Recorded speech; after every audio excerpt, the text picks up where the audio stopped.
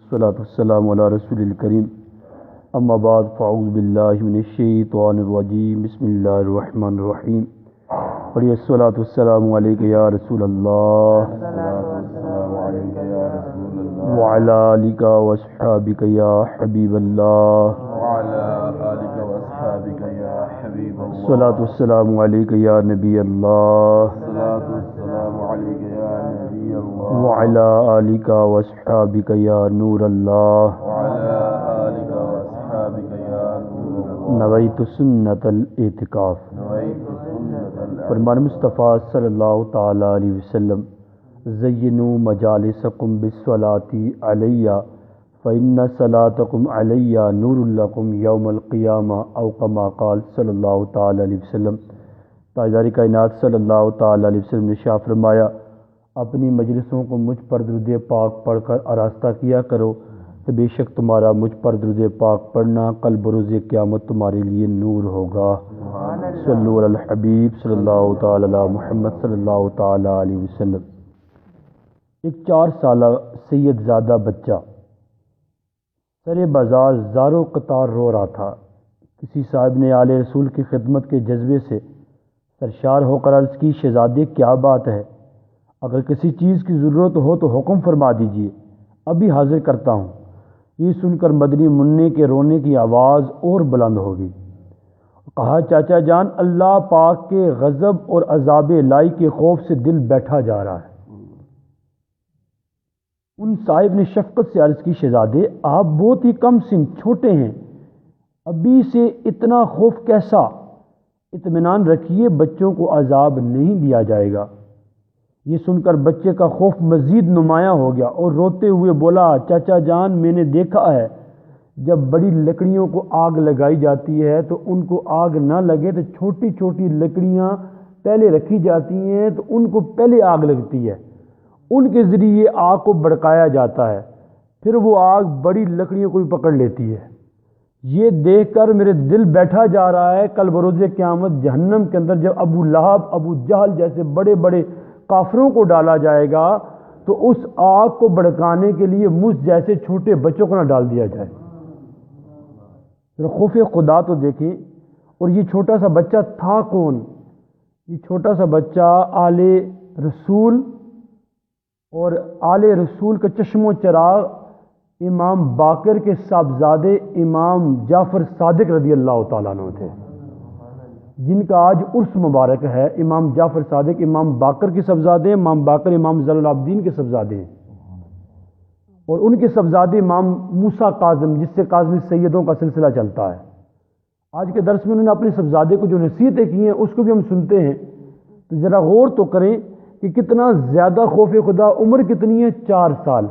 اعلیٰ حضرت نے کیا خوب کہا تھا، تیری نسل پاک میں ہے بچہ بچہ نور کا، تیری نسل پاک میں ہے بچہ بچہ نور کا، تو ہے عین نور تیرا سب گرانہ نور کا۔ اے اشکان صحابہ و اہل بیت، سنا آپ نے؟ امام جعفر صادق بچپن ہی سے خوف خدا رکھتے تھے۔ غور کیجئے، آج کل کا بچہ 4 سال کا ہو جائے تو اسے اپنی خبر تک نہیں ہوتی، تھوڑا بڑا ہو تو اب موبائل میں گیم کھیلنے، کارٹون دیکھ کر دل بہلانے سے فرصت نہیں ملتی، مگر امام زین العابدین کے پوتے امام محمد باقر کے بیٹے امام جعفر صادق رحمۃ اللہ تعالی کا حال یہ ہے کہ اس ننھی سی عمر میں بھی خوف خدا سے بے قرار ہیں۔ آنسوؤں کی برسات ہے جو تھمتی نہیں، مگر فکر لاحق ہے یہ کہ کہیں مجھے جہنم میں پھینک نہ دیا جائے۔ اب ذرا غور کریں، یہ کیفیت پیدا کیسے ہو سکتی ہے؟ اس سے معلوم ہوا کہ ہمارے بزرگان دین اپنے بچوں کی کیسی بہترین اور زبردست اسلامی تربیت کرتے تھے۔ دیکھیے تو صحیح کہ حضرت امام جعفر صادق 4 سال کی چھوٹی سی عمر میں عذاب جہنم سے بے قرار ہیں، اس کی فکر میں اشک بہا رہے ہیں۔ 4 سال کی عمر میں ایسی سوچ تبھی بن سکتی ہے جب گھر میں خوف خدا سے معمول والدین ہوں۔ یہ سوچ تبھی بن سکتی ہے جب گھر میں دنیا کے غموں میں نہیں بلکہ آخرت کے غم میں آنسو بہائے جاتے ہوں۔ ایسی پاکیزہ سوچ اسی گھر میں بن سکتی ہے جس گھر میں نمازوں کا اہتمام ہو۔ ایسی پاکیزہ سوچ اسی گھر میں بن سکتی ہے جس گھر میں تلاوت قرآن کی آواز آتی ہوں۔ ایسی سوچ مدنی اسی گھر میں بن سکتی ہے جس گھر میں اللہ رسول کی نافرمانی کو برا سمجھا جاتا ہو۔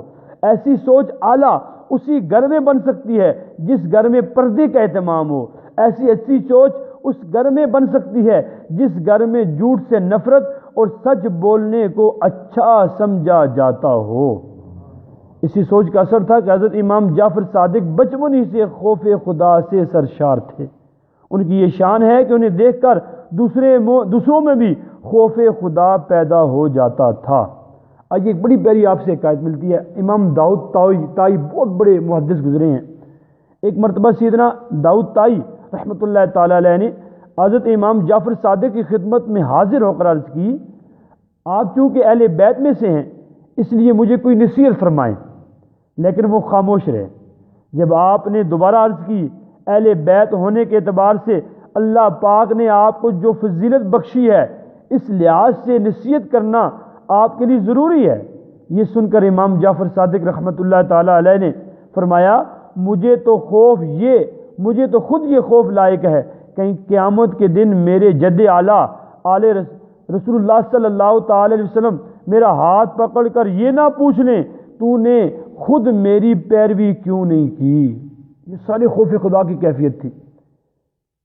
اب فرمایا کیونکہ نجات کا تعلق نسب سے نہیں اعمال صالحہ پر موقوف ہوتا ہے۔ یہ سن کر امام داؤد تائی کو بہت عبرت ہوئی کہ جب اہل بیت کا خوف خدا کا یہ عالم ہے تو میں کس گنتی میں آتا ہوں۔ امیر اہل سنت انتہائی عاجزی کرتے ہوئے اپنے مالک و مولا کی ناراضی کو سامنے رکھتے ہوئے، حشر کی گرمی کا تصور جماتے ہوئے، دوزخ کے خوف سے اپنے آپ کو ڈراتے ہوئے، خاک طیبہ کا واسطہ دیتے ہوئے اپنی بخشش کا سوال اس طرح کرتے ہیں، کسی کے در پہ میں جاؤں گا مولا، گر تو ناراض ہو گیا یا رب، ہائے حسن عمل نہیں پلے، حشر میں میرا ہوگا کیا یا رب، گرمی حشر پیاس کی شدت جام کوثر مجھے پلا یا رب، خوف خدا کا خوف دوزخ کا آہ رحمت ہو، خوف دوزخ کا آہ رحمت ہو، خاک طیبہ کا واسطہ یا رب، میرا نازک بدن جہنم سے از طفیل رضا بچا یا رب، طالب مغفرت ہوں یا اللہ، بخش حیدر کا واسطہ یا رب، صلو علی الحبیب صلی اللہ تعالی علی محمد۔ امام جعفر صادق کا تھوڑا سا تعارف سنتے ہیں۔ امام جعفر صادق رضی اللہ تعالیٰ عنہ کی ولادت باسعادت 17 ربیع الاول 83 سن ہجری پیر شریف کے دن مدینہ منورہ میں ہوئی۔ حضرت امام جعفر صادق رضی اللہ عنہ کی کنیت ابو عبداللہ اور ابو اسماعیل جبکہ لقب صادق، فاضل اور طاہر ہے۔ امام جعفر صادق رضی اللہ تعالیٰ عنہ حضرت امام باقر رحمۃ اللہ تعالیٰ علیہ کے بڑے صاحبزادے ہیں، اور حضرت امام جعفر صادق رضی اللہ عنہ کی والدہ محترمہ کا نام حضرت سیدتنا ام فروہ ہے، جو کہ ام المومنین حضرت ابو بکر صدیق رضی اللہ عنہ کی پوتی ہیں، جبکہ آپ کے والد گرامی کا نام مبارک حضرت امام محمد باقر ہیں جو امام زین العابدین کے بیٹے ہیں۔ تو یوں آپ رحمت رضی اللہ تعالیٰ عنہ والدہ کی طرف سے امیر المومنین ابو بکر صدیق اور اب والد کی طرف سے حضرت علی رضی اللہ عنہ سے جا ملتے ہیں، یعنی آپ رضی اللہ عنہ والدہ کی طرف سے صدیقی اور والد کی طرف سے علوی اور فاطمی ہیں۔ اس سے معلوم ہوا کہ آپ کو دونوں نسبتیں عطا کی گئیں، اور اس کے ساتھ ساتھ امام جعفر صادق رضی اللہ عنہ کی شان اتنی نرالی ہے۔ پہلے آپ کا یہ سن لیتے ہیں کہ آپ کی عمر کتنی تھی۔ حضرت سیدنا عمر بن مقدام رضی اللہ تعالیٰ عنہ بیان کرتے ہیں، جب بھی حضرت امام جعفر صادق رضی اللہ عنہ کو دیکھتا ہوں تو جان لیتا ہوں یہ انبیاء کرام کی اولاد میں سے ہیں۔ مروی ہے حضرت سیدنا امام جعفر صادق لوگوں کو اس قدر کھلاتے کہ اہل خانہ کے لیے بھی کچھ باقی نہ رہتا۔ امام جعفر صادق رضی اللہ عنہ 68 سال برس کی عمر 68 برس کی عمر میں 15 رجب المرجب 148 عیسوی ہجری کو کسی بد نصیب نے زہر دیا جو ان کی شہادت کا سبب بنا۔ آپ کا مزار پر انوار جو ہے وہ جنت البقیع والد محترم حضرت امام محمد باقر کے پہلو میں ہے، اور آپ کی شان اتنی نرالی ہے کہ آپ کی کیفیت یہ ہے کہ امام اعظم ابو حنیفہ رحمۃ اللہ تعالی علیہ جو کروڑوں حنفیوں کے پیشوا ہیں، اور علم کے سمندر بے کراں ہیں۔ آپ رضی اللہ عنہ فرماتے ہیں، امام اعظم ابو حنیفہ نعمان بن ثابت، آپ فرماتے ہیں 2 سال میری زندگی کے ایسے نہ ہوتے جو میں نے امام جعفر صادق کی صحبت میں گزارے ہیں تو نعمان ہلاک ہو گیا ہوتا۔ اتنی بڑی شخصیت جن کے شاگرد جو ہیں وہ سفیان ثوری جیسے، جن کے شاگرد جو ہیں امام اعظم ابو حنیفہ رحمۃ اللہ تعالیٰ علیہ جیسے، جن کے مریدین میں بایزید بستامی جیسے شخصیات تھی، تو ذرا غور تو کریں امام جعفر صادق کا اپنا تقویٰ اور اللہ کے ہاں مقام کتنا بلند ہوگا۔ اور آپ رضی اللہ تعالیٰ نے اپنے بیٹے کو کچھ نصیحتیں کی ہیں، اس نصیحتوں کے بارے میں بھی ہم آج سنتے ہیں۔ امام جعفر صادق رضی اللہ تعالیٰ نے اپنے بیٹے کو کچھ نصیحتیں کی ہیں، فرماتے ہیں، اے میرے بیٹے، میری نصیحت قبول کرو اور میری باتوں کو یاد رکھنا۔ اگر انہیں یاد رکھو گے تو زندگی بھی اچھی گزرے گی اور موت بھی قابل رشک ہوگی۔ تو وہ نصیحت صرف بیٹے کے لیے نہیں تھی، پوری امت کے لیے ہے۔ اس نصیحتوں کو ہم سنتے ہیں جو آپ نے نصیحت کی۔ فرمایا حضرت امام جعفر صادق نے پہلی نصیحت یہ کی، اے میرے بیٹے، مالدار وہ ہے جو تقسیم الہی پر راضی ہے۔ جو رب نے جس کو دیا وہ اس پر راضی ہے، یہ مالدار شخص ہے۔ آج ہمارے یہاں کیفیت یہ نا، جس کے پاس پراپرٹی ہے، بڑی گاڑی ہے، بڑا بنگلہ ہے، بہت کچھ مال ہے، چاہے حلال ہے حرام ہے پرواہ نہیں ہے، ہم کہتے ہیں یہ مالدار ہے۔ تو امام جعفر صادق فرماتے ہیں مالدار وہ شخص ہے جو تقسیم الہی پر کیا ہو گیا ہے، راضی ہو گیا ہے۔ اور فرمایا جو دوسرے کے مال پر نظر رکھے وہ قابل رشک نہیں، وہ فقیر کی حالت میں ہی مرتا ہے، وہ فقیری کی حالت میں مرتا ہے۔ اور تقسیم الہی پر راضی نہ رہنے والا گویا اللہ پاک کو اس کے فیصلے پہ تہمت لگاتا ہے۔ اپنی غلطی کو چھوٹا سمجھنے والا دوسرے کی غلطی کو بڑا، اور دوسرے کی غلطی کو چھوٹا خیال کرنے والا اپنی غلطی کو بڑا سمجھتا ہے۔ اور فرمایا دوسری وصیت فرمائی، اے میرے بیٹے، دوسروں کے عیبوں سے پردہ ہٹانے والوں کے اپنے عیوب ظاہر ہو جاتے ہیں۔ دوسروں کے عیبوں سے جو بندہ پیچھے پڑا رہتا ہے، کوئی مجھے عیب ملے میں لوگوں کے آگے پھیلاؤں، اے میرے بیٹے، جو دوسروں کے عیبوں سے پردہ ہٹاتا ہے اس کے اپنے عیب ظاہر ہو جاتے ہیں، اور بغاوت کی تلوار بلند کرنے والا ہی اسے قتل کر دیا جاتا ہے، اسے اسی سے قتل کر دیا جاتا ہے، اور کسی کے لیے گڑھا کھودنے والا خود اس میں جا گرتا ہے۔ بیوقوفوں کی صحبت میں بیٹھنے والا حقیر اور ذلیل ہوتا ہے، جبکہ علماء کی صحبت اختیار کرنے والا عزت پاتا ہے، اور برائی کے مقام پر جانے والے پر تہمت لگائی جاتی ہے۔ اب دیکھیں دوسری نصیحت میں کتنی بے زیادہ چیزیں ہیں۔ علماء کی صحبت میں بیٹھنے والا بندہ عزت پاتا ہے، اور علماء نے لکھا ہے جو علماء کی صحبت میں بیٹھتا ہے وہ عوام نہیں ہے، وہ خواص لوگوں میں سے ہے، اس کے لیے شرعی احکام میں کئی جگہ تبدیلی ہو جاتی ہے۔ تو علماء کی صحبت میں بیٹھنے والا بندہ ہمیشہ کیا کرتا ہے، عزت پاتا ہے۔ اور تیسری وصیت آپ نے اپنے صاحبزادے کو کی، فرمایا میرے بیٹے، لوگوں پر عیب لگانے سے بچنا ورنہ لوگ تم پر عیب لگائیں گے، اور فضول باتوں سے بچنا ورنہ ان کی وجہ سے عزت میں کمی ہوگی۔